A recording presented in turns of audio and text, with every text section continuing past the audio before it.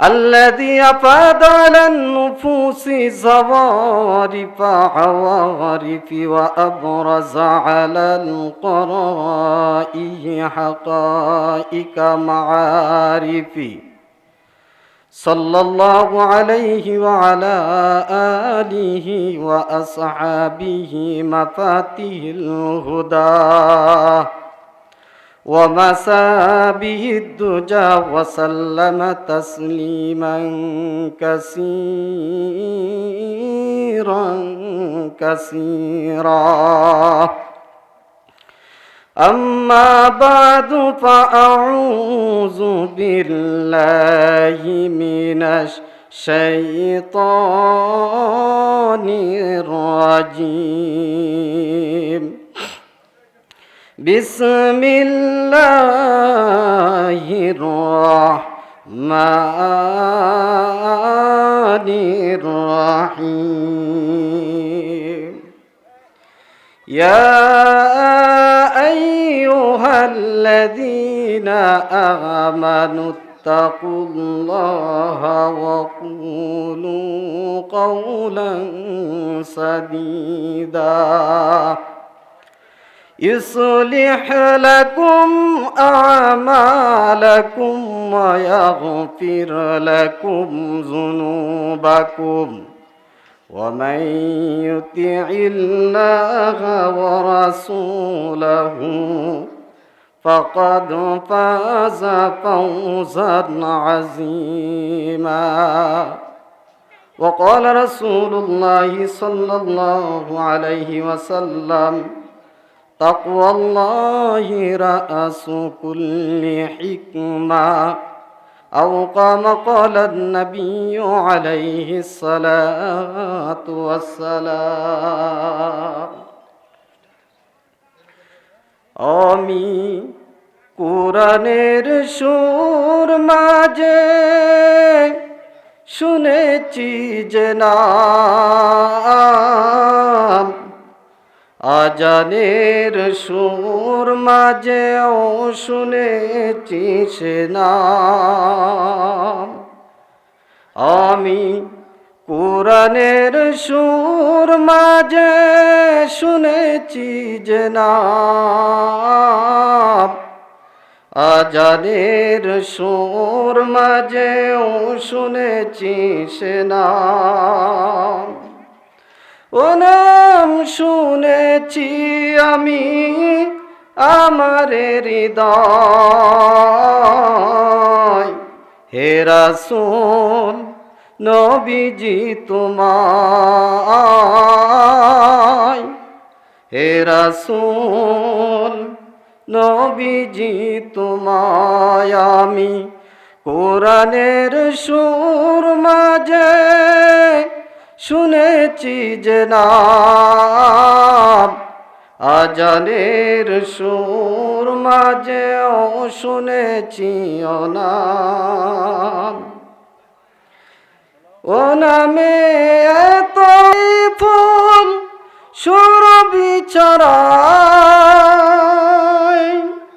ও নামের সুর তুলে শুধু আমি চাই, হে রাসূল নবীজি তোমায় আমি কোরআনের সুর মাঝে শুনেছি যে নাম, আজানের সুর মাঝেও শুনেছি ও নাম।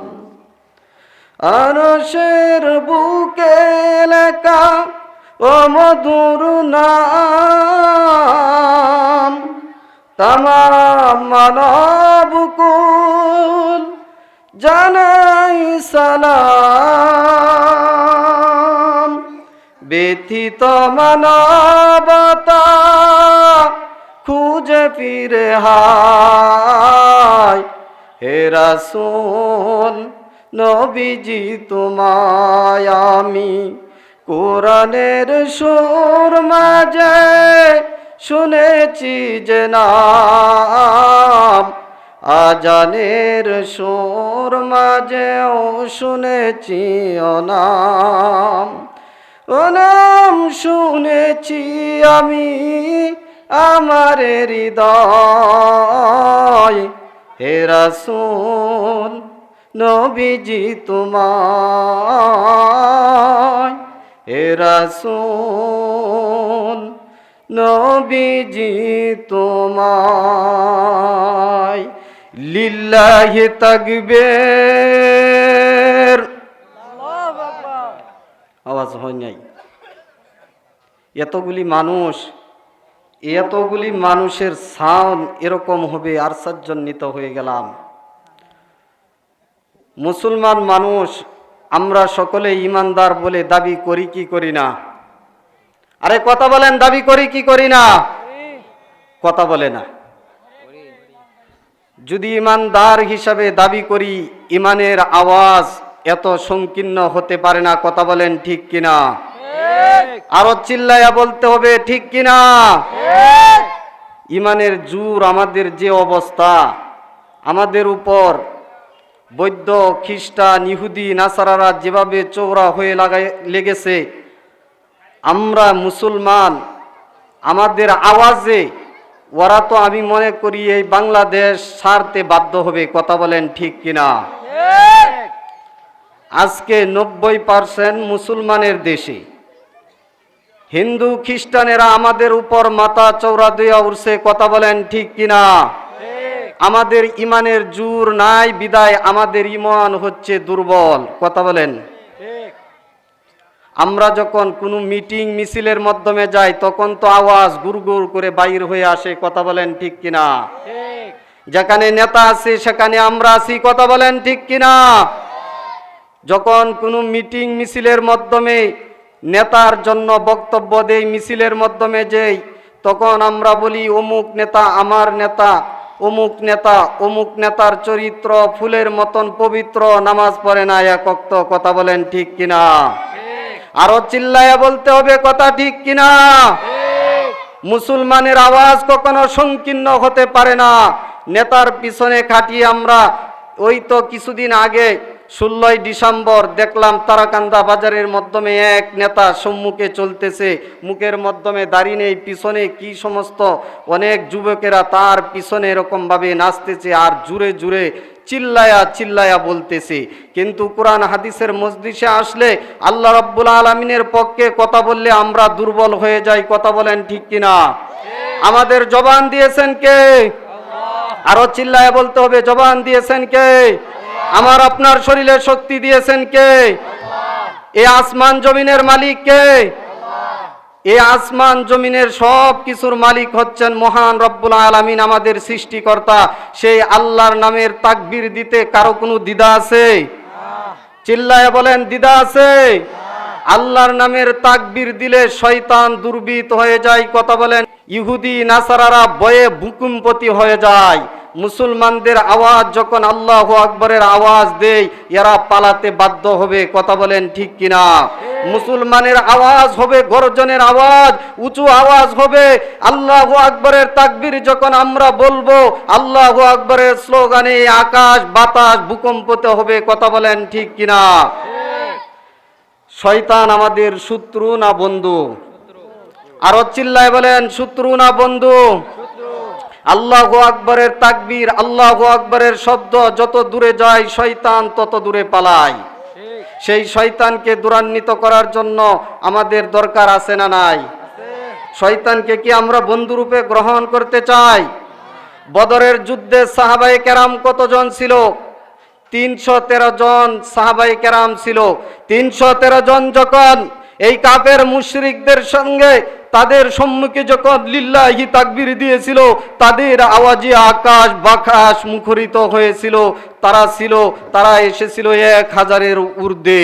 তখন তাদের লিল্লাহি তাকবীরের কারণে তারা এরকম ভাবে ভয়ে ভূকম্পিত হয়েছিল। প্রিয় ভাই সব, সেই আল্লাহু আকবরের তাকবীর এখনো আছে না নাই? চিল্লায়া বলতে হবে, আছে না নাই? আল্লাহু আকবরের তাকবীর দিলে শয়তান দুর্বৃত হয়ে যায়। শয়তানকে ত্বরান্বিত করার জন্য আমরা কি একটা লিল্লাহি তাকবীর দিতে পারবো না ইনশাআল্লাহ? লিল্লাহি তাকবীর। আওয়াজ হয় নাই। আমরা যারা যুবক আছি, যুবকেরা একবার তাকবীর দিব। বিদ্যা যারা আছি তারা একটু চুপ থাকি, যুবকের শক্তিগুলি দেখব। যুবকের রক্তে প্রথম ইসলামের মাধ্যমে কবুল হয়েছে, রক্ত দিয়েছে প্রথমে এই যুবকেরা, এখন যুবকের রক্ত খায় মশাই। কথা বলেন ঠিক কিনা? এই যুবকগুলি যখন কি করে, যুবকেরা যখন সারা রাত্র মোবাইল টিপে, মোবাইল এমন ভাবে টিপতে টিপতে এদের পায়ের গোড়ালির মাধ্যমে যখন মশার চাক বেঁধে যায়, তথাপিও এর আর কোনো খোঁজ খবর নাই। কথা বলেন ঠিক কিনা? যুবক আজগা এই পর্যায়ে চলে গেছে, এই দিকে তাদের কোনো হুঁশ নেই, খবর নেই। কিন্তু এই যুবকেরাই প্রথমে ইসলামের জন্য রক্ত দিয়েছিল, কিন্তু এদের রক্ত আজগা ব্যথা। এই যুবকের আওয়াজগুলি আমি শুনতে চাই। যারা যুবক আছো একটা তাকবীর দিবে, আকাশ বাতাসকে মুখরিত করে। তোমরা রাজি আছো তো ইনশাআল্লাহ? লিল্লাহি তাকবীর। আওয়াজ হয় নাই? লিল্লাহি তাকবীর। এখন যারা বিদ্যা আছি বিদ্যারা দিব, রাজি আছি তো ইনশাআল্লাহ? বিদ্যাদের আওয়াজ দেখবো, বিদ্যাদেরকে দেখবো তাদের কি জোর আছে, ইমানের শক্তি কতটুকু আছে। বিদ্যা আমরা যারা আছি তারা এখন তাকবীর দিব। লিল্লাহি তাকবীর। আল কোরআনের আলো, কোরআন হাদিস যেখানে, দোকানপাট যেখানে, চায়ের দোকান যেখানে, আড্ডাখানা যেখানে, গল্প গুজার যেখানে, কোরআন হাদিস যেখানে, উলামায়ে কেরাম যেখানে, লিল্লাহি তাকবীর। আলহামদুলিল্লাহ। দক্ষিণ বাইটকান্দি নুরানি আবাসিক হাফিজিয়া মাদ্রাসা বাইটকান্দি ফুলপুর ময়মনসিংহের উদ্যোগে আজকে এই মহতি জলসার সম্মানিত সভাপতি সাহেব, সভাপতি বিশিষ্ট আলেমে দ্বীন আলহাজ হজরত মাওলানা রফিকুল ইসলাম সাহেব, অবসরপ্রাপ্ত সহ সুপার বনুয়াকান্দা দাখিল মাদ্রাসা সিংহেশ্বর ফুলপুর ময়মনসিংহ। আল্লাহ রাব্বুল আলামিন হুজুরকে হায়াতে তৈয়বা দান করুক, সকলেই বলে আমিন। হুজুর অনেক প্রবীণ আলেম, হুজুরের অত্যন্ত মূল্যবান, অত্যন্ত দামি একজন মানুষ। হুজুরের জন্য আমি দোয়া করি আল্লাহ পাক হুজুরকে আরো দীর্ঘ হায়াত দান করুক, আল্লাহ পাক হায়াতে তৈয়বা দান করুক, সকলেই বলি আমিন। প্রিয় ভাই সব, আমরা এই মাহফিলের মাধ্যমে আসতে পেরে খুশি না বেজার? চিল্লায় বলতে হবে, খুশি না বেজার? খুশি যদি থাকি তাহলে সকলের মনটা একটু কোনো কাজের মাধ্যমে খুশি হই, খুশিতে অনেকে দেখা যায় আত্মহারা হয়ে যায়, অনেক খুশি ভাব তাদের দেখা যায়। এই কোরআন হাদিসের মাহফিলে কি সকলে আসতে পারে? আরে মিয়া কথা বলেন, সকলে আসতে পারে? এই মাহফিলে আসার জন্য আল্লাহ পাক আপনাকে আমাকে তৌফিক দিয়েছেন, এখানে সকলেই আসতে পারে না। প্রিয় ভাই সব দেখবেন, এই যে আমরা যে বাঁশ জার লাগাই, এই বাঁশ জার কি সকল ক্ষেত্রে দেখা যায় কাজে লাগে। কোনো বাঁশ দেখা যায় পায়খানার মানে খামের জন্য কাজে লাগে, কথা বলেন ঠিক কিনা? আর কোন খাম দিয়ে মসজিদ নির্মাণ করা হয়, কথা বলেন ঠিক কিনা? মুসলমান আমরা একই জাতের মানুষ, দেখা যাচ্ছে কিছু সংখ্যক মানুষ আমরা এই প্যান্ডেলের নিচে আসি, কোরআন হাদিসের কথা শুনি। আল্লাহ রাব্বুল আলামিন আমাদেরকে তৌফিক দেন, যারা ভালো মানুষ, যাদেরকে আল্লাহ পাক পছন্দ করেন, সেই মানুষগুলি এখানে আসতে পারেন। আল্লাহ পাক আমাদেরকে তৌফিক দিয়েছেন বিদায় আমরা এখানে আসতে পেরেছি। সে আল্লাহ রাব্বুল আলামিনের দরবারে আমরা অগণিত শুকর আদায় করি, বলি আলহামদুলিল্লাহ। আরো জুড়ে বলি আলহামদুলিল্লাহ। প্রিয় ভাই সব, আমি যে কোরআনে কারিমের আয়াতে কারিমা তেলাওয়াত করেছি সূরা আহজাবের 70 এবং 71 নম্বর আয়াত, মনে রাখবেন 70 এবং 71 নম্বর আয়াত আমি তেলাওয়াত করেছি। আমি এই জন্য এই আয়াতে কারিমা তেলাওয়াতটা করলাম। আল্লাহ পাক এই আয়াতের মাধ্যমে বলেন, ইয়া আইয়ুহাল্লাযীনা আমানুত্তাকুল্লাহ ওয়া কুলু কাওলান সাদীদা। হে মুমিনগণ, আল্লাহকে ভয় করো এবং সঠিক সত্য কথা বলো। কথাকার আরো চিল্লায় বলেন কথাকার। আল্লাহ রাব্বুল আলামিন বলেছেন, হে ইমানদার গণেরা, তোমরা আল্লাহ রাব্বুল আলামিনকে ভয় করো এবং সঠিক সত্য কথা বলো। এটা কার পক্ষ থেকে? আল্লাহ রাব্বুল আলামিনের পক্ষ থেকে মানে বলেছেন। আমরা যদি এই দুইটা কাজ করি, বান্দার পক্ষ থেকে এই দুইটা কাজ যদি করা হয়, আল্লাহর পক্ষ থেকে তিনি করবেন কয়টা কাজ? দুইটা কাজ। কথা বলেন, কয়টা কাজ? আমরা করব দুইটা কাজ, আর আল্লাহ রাব্বুল আলামিন করবেন কয়টা কাজ? আল্লাহ পাক বলেন, ইসলিহ লাকুম আ'মালাকুম, আমি তোমাদের আমল সমূহ সংশোধন করে দিব। ওয়াগফির লাকুম যুনুবাকুম, এবং তোমাদের পাপ সমূহ আমি কি করব? ক্ষমা করে দিব। বুঝতে পারছেন? আল্লাহ পাক বলেছেন যে তোমরা দুইটা কাজ করবে, আর আমি কি করব? তোমাদের জন্য দুইটা কাজ করব। তাহলে এই কথাগুলি আমরা শুনে যাব তো ইনশাআল্লাহ? মনোযোগ সহকারে সকলে শুনবো তো ইনশাআল্লাহ? প্রথমেই আল্লাহ পাক বলেছেন, ইয়া আইয়ুহাল্লাযীনা আমানুত্তাকুল্লাহ, হে ইমানদার গণেরা, হে মুমিন গণেরা, তোমরা আল্লাহ পাককে ভয় করো। আল্লাহ পাকের ভয়ের কথাটা তিনি আগে এনেছেন। এই আয়াতের ব্যাপারে আমি একটি হাদিস বলবো। রাসূলুল্লাহ সাল্লাল্লাহু আলাইহি ওয়াসাল্লাম, হযরত আবু মুসা আশআরী রাদিয়াল্লাহু তাআলা আনহু, তিনি বলেন, রাসূলুল্লাহ সাল্লাল্লাহু আলাইহি ওয়াসাল্লাম একদিন জোহরের নামাজের পর, নামাজ পড়ার পর মসজিদে নববীতে নামাজ পড়ার পর আমাদের দিকে মুখ ঘুরে বসলেন। বসার পর আমাদেরকে ইশারা দিলেন, বললেন তোমরাও বসো। বসার পর রাসূলুল্লাহ সাল্লাল্লাহু আলাইহি ওয়াসাল্লাম বললেন, আমাকে আল্লাহ পাক এই আদেশ করেছেন, আমি যেন তোমাদেরকে বলি, তোমাদেরকে যেন হুকুম করি, তোমরা যেন একমাত্র আল্লাহ রাব্বুল আলামিনকে ভয় করো এবং সঠিক সত্য কথা বলো। রাসূলুল্লাহ সাল্লাল্লাহু আলাইহি ওয়াসাল্লাম সাহাবাই কেরামদেরকে বললেন, এবং অন্য পাশে ছিল মহিলারা, তিনি মহিলাদেরকেও পর্দার আড়ালে গিয়ে বললেন যে তোমরা কি করো? আমাকে আল্লাহ পাক আদেশ করেছেন আমরা যেন বলি তোমরা কি করো? আল্লাহ পাককে, একমাত্র আল্লাহ পাককে ভয় করো এবং সঠিক সত্য কথা বলো, মিথ্যা কথা বলবা না। এটা পুরুষের জন্য দরকার আছে, মহিলাদের জন্য দরকার আছে না নাই? আজকে মহিলারা যে পরিমাণে মিথ্যার আশ্রয় নেই, কথা বলেন ঠিক কিনা? মহিলারা যদি সঠিক সত্য কথা বলে তাহলে গোটা সমাজ ঠিক হয়ে যায়। আশ্রয় মিথ্যার জালে এরা আবদ্ধ হয়ে আছে। এরা এত পরিমাণে মিথ্যা কথা বলে, এই কারণে আজকে দেখা যাচ্ছে যদি মা ভালো হয়, এদের পেট থেকে সন্তানও ভালো হবে। পুরুষরাও আছে, এখন আবার ফ্যান্ডেলের বাহিরে যারা আছে মহিলা মানুষ, তারাও হয়তো বা রাগ পাবে যে হুজুর শুধু মহিলাদেরকে বলতেছে। পুরুষও এমন আছে, বাজারের মাধ্যমে যাবে, যাওয়ার পর দোকানদার কাছে খরিদ যখন করে তখন মিথ্যার আশ্রয় নেই। যে দোকানদার যে বিক্রি করে সেও মিথ্যার আশ্রয় নেই, কথা বলেন ঠিক কিনা? মিথ্যার আশ্রয় নেই। একটা কাপড় মনে করেন 50 টাকা গজে কিনেছে, এটা বিক্রি করবে হুজুর, যখন সাধারণ মানুষ ক্রয় করার জন্য যায় তখন বলে যে এটা আমার কিনায় 70 টাকা গজে। মিথ্যার কথা, মিথ্যার মধ্যে আশ্রয় নিল কি নিল না? এই জাতির জন্য লানত। যার মাধ্যমে আল্লাহ রাব্বুল আলামিনের ভয় থাকবে সে কখনোই মিথ্যা কথা বলতে পারে না, কথা বলেন ঠিক কিনা?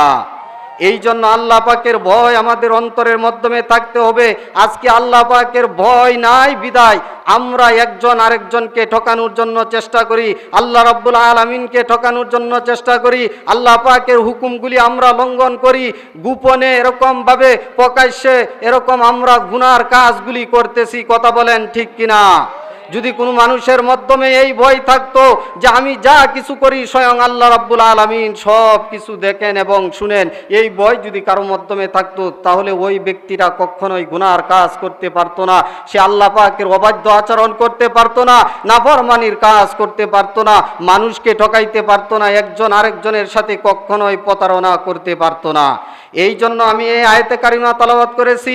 আল্লাহ পাকের ভয় আমাদের অন্তরের মাধ্যমে থাকার দরকার আছে না নাই? চিল্লায়া বলেন আছে না নাই? যদি আল্লাহ পাকের ভয় থাকে তাহলে ওই ব্যক্তিটা কি করতে পারবে? সঠিক সত্য কথা বলতে পারবে, তার মাধ্যমে কোনো ভয় থাকবে না, সে নির্দ্বিধায় বিনা দ্বিধায় সে সত্য কথা বলবে। কথা বলেন ঠিক কিনা? আল্লাহ পাকের ভয় যদি কারো মাধ্যমে থাকে তাহলে সে কি জিনা ব্যভিচার করতে পারে? কথা বলেন, অন্যের মেয়েকে নিয়ে অন্যের স্ত্রীকে কি সে বাগিয়ে নিতে পারে? কথা বলে না, বাগিয়ে নিতে পারে? এমন ঘটনা হয় কি হয় না?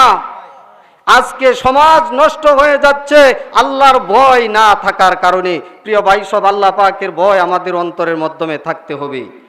এই জন্য প্রিয় ভাই সব, হাবিব ইবনে উমাইর রাহমাতুল্লাহি আলাইহি একজন তাবিঈ সাহাবীদের শিষ্য সুদর্শন পুরুষ ছিলেন।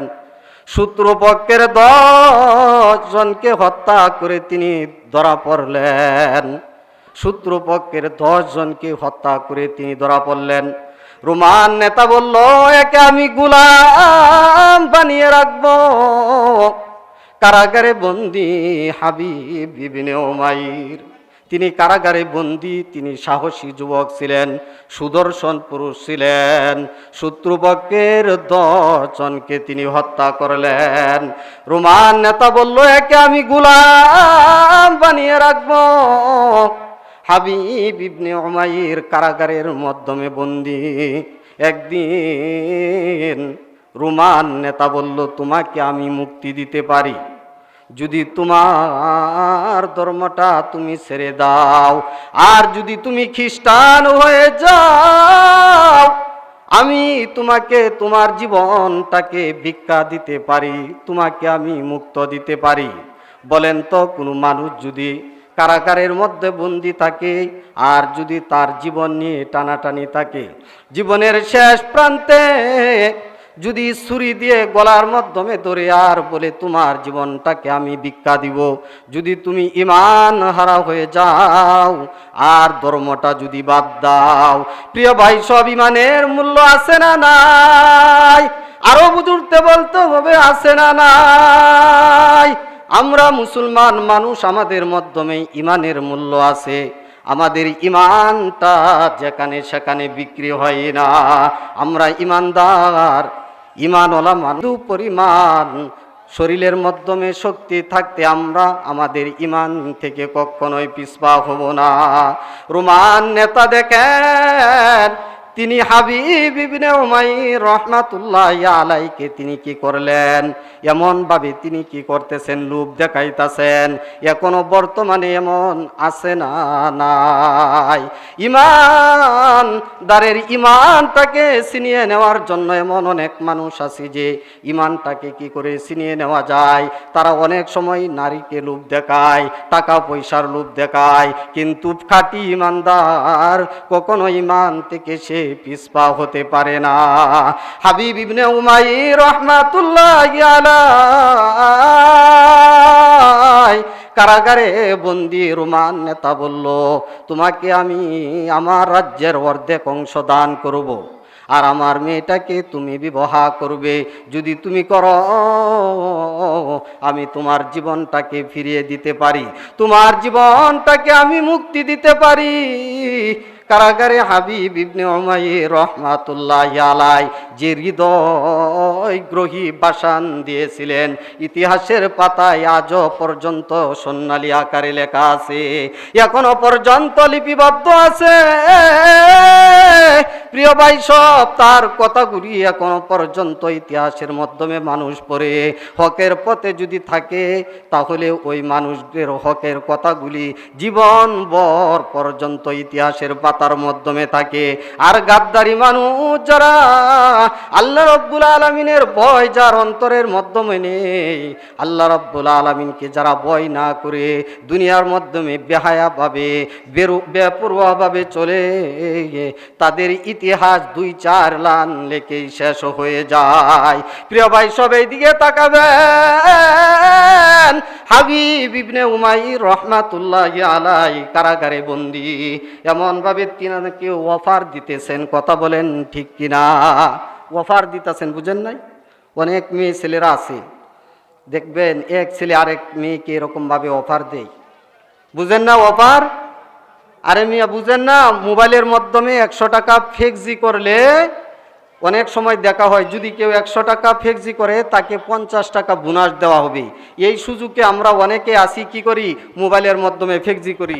সবর্ণ সুযোগ, এই সুযোগ হাতছাড়া করা যাবে না। 3 দিনের টাইম দেওয়া হয়, আছে না এমন? 1 দিনেরও টাইম দেওয়া হয় বা 2 দিনেরও টাইম দেওয়া হয়। এই যুবকের দল, তোমরা কোথায় আসো? আজকে এই কোরআনের মাহফিলে আসো, আজকে শুনে যাও কথাগুলি। তোমরা তো জীবনভর মোবাইলের মাধ্যমে মোবাইলে কিভাবে লাভবান হওয়া যায় সেই দিকেই তোমরা খেয়াল করো। কোরআন হাদিসের মজলিসে এসে 2-1টা কথা শুনে আল্লাহওয়ালা হওয়ার জন্য চেষ্টা করো। অনেক যুবকেরাই আল্লাহওয়ালা হয়েছে। তোমরা যারা বাহিরে আসো, এই প্যান্ডেলের নিচে এসে প্যান্ডেলটা পূরণ করে বসো। আমার বিনতি অনুরোধ থাকবে, যারা দোকান পাটি চাষ্টালের মাধ্যমে আসো। প্রিয় ভাই সব, হাবিব ইবনে উমাইর রহমাতুল্লাহি আলাইহি তিনি সুদর্শন পুরুষ ছিলেন। তার চেহারাটা টকবগে যুবক। তিনি একজন যুবক মানুষ ছিলেন। রোমান নেতা বলল, তুমি যদি আমার মেয়েকে বিবাহ করো, তোমাকে আমি আমার রাজ্যের কিছু অংশ দান করব, আর তোমার জীবনটাকে আমি ভিক্ষা দিয়ে দিব। রোমান নেতার সম্মুখে প্রিয় ভাই সব, আল্লাহ রাব্বুল আলামিনের ভয় যার অন্তরের মাধ্যমে আছে, ঈমানওয়ালা মানুষ আল্লাহ রাব্বুল আলামিনকে ছাড়া আর কাউকে ভয় পায় না। রোমান নেতার সম্মুখে যে ভাষণ তিনি দিয়েছিলেন, রোমান নেতাকে বললেন, রোমান নেতা, তোমরা কাফেরেরা বেহায়া, লজ্জা হায়া বলতে তোমাদের কোনো কিছু নাই। তোমাদের শালীনতাটুকু কোনো কিছুই নাই, হায়া নাই, লজ্জা নাই। তোমরা যেখানে সেখানে বেবিচার করো, উলঙ্গ অবস্থায় বেহায়াপনা ঘোরাফেরা করো। কিন্তু আমার ধর্ম ইসলাম, ইসলামের মাধ্যমে হায়া আছে, লজ্জা আছে, শালীনতাটুকু সবটুকু আছে। এই ধর্মের মাধ্যমে কোনো ত্রুটি নাই, খারাপই নাই। এই ধর্ম এত সুন্দর ধর্ম। এই ইসলাম ধর্মের নিয়ম কানুন কিন্তু অনেক সুন্দর। এই ইসলাম ধর্মের মাধ্যমে জিনা ব্যভিচার করা নিষেধ আছে না নাই? আল্লাহ পাক কোরআনে কারিমের মাধ্যমে ঘোষণা করেছেন। আল্লাহ পাক কোরআনে কারিমের মাধ্যমে বলেছেন, এই ইসলামের মাধ্যমে এরকম ভাবে হায়া আছে, লজ্জা আছে। যেখানে সেখানে নারীরা বেপরদা ঘোরাফেরা করবে, এটা ইসলাম সমর্থন করে না। কথা বলেন ঠিক কিনা? ইসলাম চাই অবলা নারীদেরকে, যারা পর্দায় থাকে না, পর্দা করার জন্য তার যে সম্মানটুকু আছে। একজন মহিলা যখন সে মাথার মাধ্যমে হেজাব দিবে, বুরকা পরবে, হাতে মোজা পরবে, পায়ে মোজা পরবে, এমনভাবে সুন্দর আকারে চলবে, এর যখন চলবে তখন সাধারণ মানুষগুলিও এদেরকে সম্মান দিয়ে কথা বলে। কথা বলেন ঠিক কিনা? প্রিয় ভাই সব, যখন বেপরদা নারী ঘোরাফেরা করে বেহায়া বেহায়া ভাবে, লজ্জাহীনতা ভাবে যখন ঘোরাফেরা করে, তখন তাদেরকে এমনভাবে কি বলা হয়? তাদেরকে এমনভাবে কি বলা হয়? তাদেরকে টাই দেওয়া হয়, বিভিন্ন রকমের কথা দিয়ে তাদেরকে অপমান করা হয়। কিন্তু এই ইসলাম ধর্মের মাধ্যমে, এত সুন্দর ধর্ম, এই ধর্মের মাধ্যমে কোনো নারী বেপরদাভাবে ঘোরাফেরা করবে, এটা ইসলাম সমর্থন করে না। প্রিয় ভাই সব, যুবকেরা শুনে রাখো, হাবিব ইবনে উমাইর তোমাদের মতন যুবক মানুষ ছিল। যুবক ছিল, টকবগে যুবক। তার শরীরের চেহারা তার এত সুন্দর ছিল যে তার যেকেই, যে কোনো নারী প্রথম দেখাতেই তার প্রতি আকর্ষণ সৃষ্টি হইতো। তার প্রতি ভক্তির নজরে তাকাইলে পরে প্রেমের প্রতি আকৃষ্ট হয়ে তার প্রতি দুর্বল হয়ে যাইত। কিন্তু হাবিব ইবনে উমাইর কারাগারে বন্দী অবস্থায় রোমান নেতার সম্মুখে যে হৃদয়গ্রহী ভাষণ দিয়েছিলেন, হে কাফের মুশরিক, তোমাদের হায়া নেই, লজ্জা নেই, তোমরা হচ্ছ বেহায়া, আর আমার ইসলামের মাধ্যমে শালীনতা সবটুকু আছে। এই কথা যখন তিনি বললেন, হাবিব ইবনে উমাইর রহমাতুল্লাহি আলাইহি বললেন, সমগ্র বিশ্বটাও যদি আমাকে দিয়ে দাও, তথাপি আমার ঈমান থেকে এক চুল পরিমাণও আমি পিছপা হব না। এই কথা যখন তিনি বললেন, রোমান নেতা পিছিয়ে গেল, যাওয়ার পর তার মেয়েকে বলল যে মা একটা কথা শোনো, যে তোমার দ্বারাতে ওই ছেলের সাথে, হাবিবের সাথে তোমাকে জিনা ব্যভিচার করতে হবে, তার সাথে অপকর্ম করতে হবে। যদি টেকনিক খাটিয়ে তাকে ইসলাম ধর্মটা ছাড়াইতে পারো তাহলে বেশ ভালো, তোমাকে একটু টেকনিক খাটাইতে হবে। দেখুন এদের হায়া লজ্জা বলতে কোনো কিছুই নাই। নিজের মেয়েকে এমনভাবে সে ছেড়ে দিল যে জিনার জন্য, জিনা করার জন্য। কিন্তু ইসলাম কখনো এই কথাটা সমর্থন করে না। আমরা মুসলমান মানুষ, আমাদের মেয়েরা যখন রাস্তাঘাটে চলে, কোনো ছেলে যখন শীষ দেয়, কোনো ছেলে যখন তার দিকে দৃষ্টিতে তাকায়, আমি আপনি যদি ইমানদার মানুষ হই, মুসলমান মানুষ হই, আমার জীবন বাজি রেখে পর্যন্ত আমার মেয়েকে বাধা দেই। আমি এটা পছন্দ করি না, আপনিও পছন্দ করেন না, এটা কেউ পছন্দ করে না মুসলমান মানুষেরা। কিন্তু কাফের মুশরিকদের স্বভাব ছিল তাদের মেয়েদেরকে লালিয়ে দেওয়া। প্রিয় ভাই সব, হাবিব ইবনে উমাইরকে বলল, তার মেয়েকে বলল এর সাথে জিনা ব্যভিচার করতে হবে।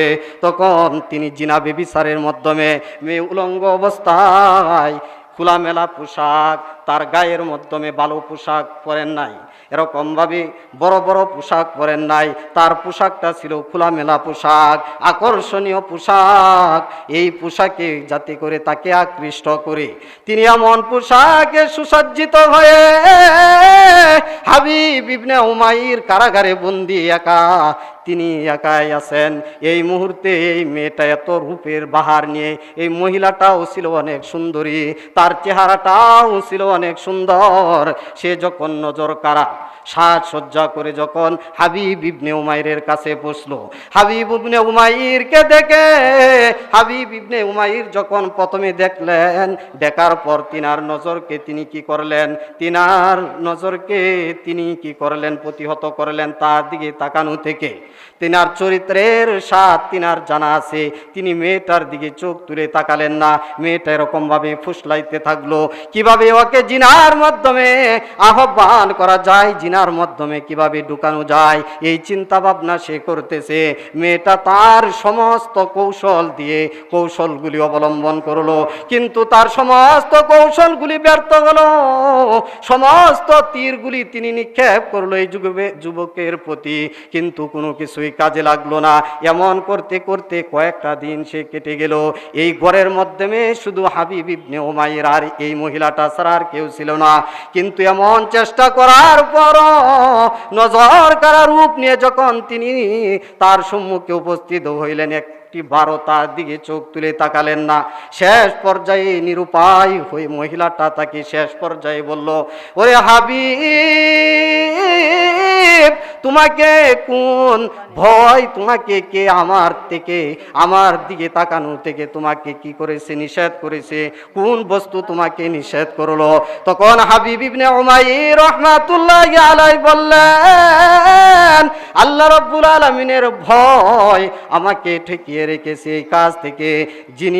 তিনি এই আয়াতের দলিল দিলেন, লা তাখুযুহু সিনাতুন ওয়ালা নাওম, যাকে ত্রন্দাও স্পর্শ করে না, নিদ্রাও স্পর্শ করে না, তিনি আমার থেকে উদাসীন নন, আমি তার থেকে উদাসীন। তিনি বললেন যে আমার আরশের মালিক আমি কি করতেছি সব দেখতেছি। তিনি দেখেন বান্দার যৌবন কামনা তার কি হয়ে যায়, জয়ী হয়ে যায় না, আমার ভালোবাসা বান্দার কাছে জয়ী হয়ে যায়। তিনি আরশের উপর বসে বসে এই দৃশ্যগুলি দেখছেন। ওরে মেয়ে শোনো, তুমি যদি জানো আমি যদি আল্লাহ পাকের ভয় না থাকতো তাহলে এই কাজ করতাম, কিন্তু আমি যদি তোমার কাছে তোমার সাথে অপকর্ম করি, স্বয়ং আল্লাহ রাব্বুল আলামিন তো দেখবেন, পৃথিবীর সমস্ত মানুষগুলিও যদি না দেখে স্বয়ং আল্লাহ রাব্বুল আলামিন এই দৃশ্যগুলি দেখবে। আমি তাকে ভয় করি, কঠিন আযাবের ভয় তিনি এমন ভাবে রেকর্ড করে রাখতেছেন। প্রিয় ভাই সব, তিনি এই কথাগুলি যখন বললেন, বলার পর তিনি বললেন আল্লাহ পাকের ভয়, তিনি আমার থেকে উদাসীন না, তার থেকে আমি ভয়ে এই কাজগুলি থেকে বিরত রয়েছি। মহিলাটি কি করলো, এখান থেকে পালিয়ে গেল, বাহির হয়ে গেল। হওয়ার পর তার পিতার কাছে গিয়ে বলল, পিতা তুমি আমাকে কার কাছে পাঠাইলে? সে খায়ও না, সে আমার দিকে তাকায়ও না, সে খায়ও না এবং কি তাকায়ও না। কার কাছে তুমি আমাকে পাঠাইলে? এমন একজন ব্যক্তির কাছে আমাকে তুমি পাঠাইলে। প্রিয় ভাই সব দেখেন, এত নজর কারা রূপ নিয়ে তার সম্মুখে যখন উপস্থিত হইলে সমস্ত রূপগুলি তিনি কি করলেন? এই দিকে তাকাইলেন না। না তাকানোর পরেও আল্লাহ পাকের ভয়ে তিনি এই কাজ থেকে বিরত রেখেছেন। এই জন্য কোন বুজুর্গ স্বপ্নে দেখে তিনি বললেন, শয়তানকে তিনি স্বপ্নে দেখলেন। শয়তানকে স্বপ্নে দেখার পর শয়তান বলতেছে, কখনোই যেন একজন বেগনা পুরুষ একজন বেগনা নারী একত্রিত না হয়। যদিও সেই পুরুষটা হাসান বসরির মতন নেককারী হয় আর মহিলা যদি রাবিয়া বসরির মতন নেককার হয়, তথাপি তাদেরকে আমি পথভ্রষ্ট করানোর জন্য এরকম ভাবে আমি তৃতীয় জন আমি হাজিরও হয়ে যাই। প্রিয় ভাই সব, একজন বেগনা পুরুষ একজন বেগনা নারী একত্রিত হওয়া যাবে না। কিন্তু আজকে দেখা যায় আমার আপনার মা বোনেরা একা একা চলাফেরা করে, কথা বলেন ঠিক কিনা? জোরে বলতে হবে, কথা বলেন ঠিক কিনা? দেখবেন কিছু মহিলারা আছে এরা কিন্তু সুযোগ খুঁজে, এরা সুযোগ খুঁজে বাজারে একা একা যাওয়ার জন্য। এই স্বভাব কি আপনাদের এইদিকে আছে না নাই? অনেক মহিলারা আছে, স্বামী যদি বাজারে যাওয়ার জন্য নিষেধ করে তাহলে কিন্তু কি হয়ে যায়? অতিষ্ঠিত হয়ে যায়। আহারে, অনেক মহিলারা আছে জালানার ফাঁক দিয়া কিছু মহিলারা বাজারে যায়, মানে দোকানপাটে যায় মার্কেট করার জন্য। এই দৃশ্য দেখার পর বলতে থাকে, আহারে আমার কপালে বুঝি এইগুলা নাই। জালানার দিকে তাকায় আর করুণ সুরে বলতে থাকে, আমার কপালে এইগুলা নাই। এই মহিলারা মনে করে, জোরে বলেন এটা ভালো লক্ষণ না খারাপ লক্ষণ? এমন এক মহিলা, মনে করেন এক লোক হাজিবাড়ির লোক আর কি, মনে করেন সে হচ্ছে হাজিবাড়ির লোক। এখন হাজিবাড়ির তারা আগেরকার ধনী মানুষ ছিল, হঠাৎ করে তাদের অর্থ সম্পদগুলি বিলীন হয়ে গেছে। কি হয়ে গেছে? বিলীন হয়ে গেছে। এখন এই ছেলে বিয়ে করছে, আবার সে তো হুজুর মানুষ, হাজিবাড়ির মানুষ। তার বাপ ছিল হাজি, তার দাদা ছিল হাজি, পূর্বপুরুষ ছিল হাজি, সকলেই হাজি মানুষ। তো একদিন তার পিতাকে বলতেছে, বাবা আমাদের অর্থ সম্পদ তো কমে গেছে, এখন আমাকে তো এই দেশ ছেড়ে চলে যাইতে হয়। তো বলল যে, দেখো আমি তো যাইতে চেয়েছিলাম না, কিন্তু আমাকে যাইতে হচ্ছে একটা কারণে, যে অর্থ সম্পদের দিক দিয়ে খুব আমরা দুর্বল হয়ে গেছি। এখন যদি এইগুলা না আনি, বাজার সদাই বিভিন্ন রকমের আর্থিক দিক এইগুলা যদি মেয়েদের আমার সন্তানাদির যদি পূরণ না করি তাহলে তো এটা চলবে না। আমার ছেলে সন্তানগুলি বড় হচ্ছে, তাদেরকে লেখাপড়া করাইতে হবে, তার কারণে আমাকে বিদেশ যাইতে হচ্ছে। এখন বলতেছে, বাবা একটা কথা। কি কথা? তোমার কাছে অনুরোধ, বিদেশ যাইতেছি ভালো কথা, আমার বউটা এমনি বাজারিয়া আমার বউটা এমনি আজারিয়া বানাইও না বাজারিয়া। কি বললো? যে বউ হচ্ছে বাজারিয়া, আজারিয়া বানাইও না কি বাজারিয়া। তোমারে আমি অনুরোধ করি বাবা এই কাজ করিও না, আমার বউটাকে খুব সচেতনভাবে রাখবে। তো দেখা গেল স্বামী বিদেশ চলে গেছে। চলে যাওয়ার পর এখন জ্বালানা দিয়ে তাকায় দেখে কত মানুষ বাজারে যায়, তার শ্বশুরে বাজার করিয়া নিয়ে আসে, তার কাছে এটা পছন্দ হয় না। কি হয় না? পছন্দ হয় না। অনেক বিদ্যা মানুষ আছি, পুতের বউয়ের জন্য বাজার করিয়া নিয়ে আসি, এত আদর করিয়া নিয়ে আসে, কিন্তু বৌমার এইগুলা পছন্দ হয় না। একদিন মনে করেন ডাঙ্গা নিয়ে আসে আর কি, ডাঙ্গা, এত সুন্দর ডাঙ্গা নিয়ে আসে, দেখার পর বলতেছে এই ডাঙ্গা তো গরু খায় না। আচ্ছা বলেন তো এই মুরব্বীর মনে কষ্ট পাইবে কি পাইবে না? বিভিন্ন রকমের তরু তরকারি আইনা দেয়, এইগুলা তার পছন্দ লাগে না আর কি, এগুলা তার কাছে ভালো লাগে না। না লাগার পর এমনভাবে প্রতিদিন এরকম কথাগুলি বলে, আসলে তার ইচ্ছা হচ্ছে তার শ্বশুর মশাইকে এখান থেকে সরানোর জন্য, সে যেন বাজারে যাইতে পারে, এই অজুহাত দেখিয়ে সে একটা কৌশল অবলম্বন করতেছে। তো এক পর্যায়ে দেখা গেল প্রতিদিন যদি বিদ্যা মানুষকে এরকমভাবে কথা বলে তাহলে কষ্ট পাই না? বেচারা বাজারে গিয়া বেগুন আনে, বালা বেগুন, কপুর এরকম বেগুন আনছে, পচা বেগুন, এইগুলা খাওয়া যায় না, এরকমভাবে নিন্দা ফিন্দা করে।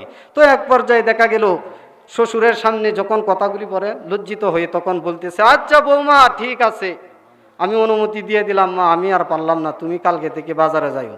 বৌমা খুশির ছুটে লাফাইতেছে আর হাসতেছে। বৌমা মনে মনে বলে, আমি তো এইটাই চেয়েছিলাম। কথা বলেন ঠিক কিনা? এমন মহিলা আছে না নাই? আরো চিল্লায় বলতে হবে, আছে না নাই? মহিলা বলতেছে, আমি তো এইটাই চেয়েছিলাম, তখন বলল, 3টি ব্যাগ একটা কাঁধের মাধ্যমে নিয়ে পরের দিন সে বাজারের জন্য বাহির হয়ে গেল। বাজারে বাহির হয়ে গেল, ডাঙ্গার দোকানে যায় বলতেছে, কয়টা ডেঙ্গা, কয়টি আলি? বলতেছে, কয়টা তো 30 টাকা আলি। হাসি একটা দিছে এমন সুন্দর করিয়া, বলতেছে, এটা কি ভাই 15 টাকা কইরা দেওয়া যায় না? হাসি মেরেছে। কয়েছে নিয়ে যান। তখন দিয়া দিল, ডেঙ্গাগুলি অনেক সুন্দর। তো মনে করেন দেরি আছে না, এইগুলার কাছে যখন গেল, যাওয়ার পর এটা বলতেছে 40 টাকা, সে নিয়ে আসলো অল্প দামে।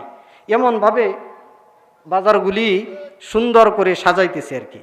মনে করেন ডেঙ্গা নিয়ে আসছে, তারপর দেরি নিয়ে আসছে, বিভিন্ন রকমের তরু তরকারি, আলু নিয়ে আসছে, পেঁয়াজ নিয়ে আসছে। অন্য দিন বাজারে যে পরিমাণ খরচ হয় এর থেকে অর্ধেক দামে সে নিয়ে আসলো। নিয়ে আসার পর সে তো খুশিতে বাঘ বাঘ। বাড়িতে গিয়ে বলতেছে, ব্যাগটা এরকমভাবে ফিক্কি মেরে বলতেছে, শ্বশুরিমা দেখুন তো, আজকে আমি যে কি সুন্দর বাজার করে নিয়ে আসলাম, এই বাজারগুলি কি সুন্দর হয় নাই? তখন বৌমার কথা রক্ষা করতে গিয়ে এমনিতেই বলতেছে, আচ্ছা বৌমা, এই ডাঙ্গাগুলি কত টাকা করে নিয়ে আসো? বললো যে 15 টাকা। কই এইগুলা তুমি কিভাবে নিয়ে আসলা? কইটা তো 30 টাকা আলি চেয়েছিল, 30 টাকা পাবে, কিন্তু আমি যে হাসি দিছি এই হাসির কারণে বেটা আমাকে 15 টাকা করে দিয়ে দিছে। এই কথা। শাশুড়ি মা তো বুঝতেছে। তো এরকমভাবে পেঁয়াজ, বিভিন্ন রকমের তরু তরকারি যখন নিয়ে আসলো এত সুন্দর করে, তখন শাশুড়ি মা কিন্তু বুঝে যে আমার পুতের বউয়ের স্বভাব, সে বাজারে যাওয়ার জন্য আমার